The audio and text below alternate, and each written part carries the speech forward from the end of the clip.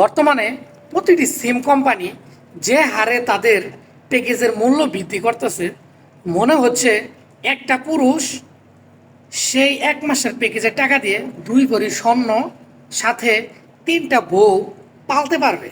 কারণ একটা প্যাকেজ এখন কিনতে গেলে আমাদেরকে 1,000 টাকা গুনতে হচ্ছে। প্রতিটি অফার আপনি যদি নিতে চান তাহলে এখন আমাদেরকে গুনতে হচ্ছে 1,000 টাকা। সো মূলত মূল কথায় আসি, বাঙালি স্বভাবটা এরকম, স্বর্ণের দাম দিন দিন বৃদ্ধি পাচ্ছে, সাথে ওই স্বর্ণের দোকানে কিন্তু ভিডিও দেখতে পারবেন, সেইখানেই কিন্তু বাঙালি জাপায় পড়তেছে। তো এদিকে এমবি মিনিটের দাম অলরেডি বাড়তেছে, প্রতিটা সিম কোম্পানি তাদের এমবি মিনিটের দাম কিন্তু অলরেডি বাড়িয়ে ফেলছে, প্লাস আরও বাড়াচ্ছে। বাঙালি, ওই যে বললাম, যেটাই বেশি সেটাই বাঙালি যায় পড়ে বেশি।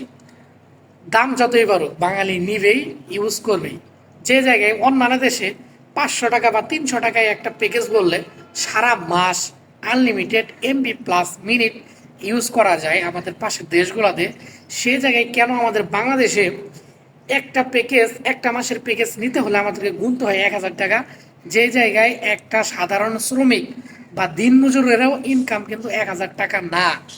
হ্যাঁ, দিন শেষে একটা দিনমজুর বা শ্রমিক 600 থেকে 700 টাকা, সর্বোচ্চ হলে 800 টাকা পাই।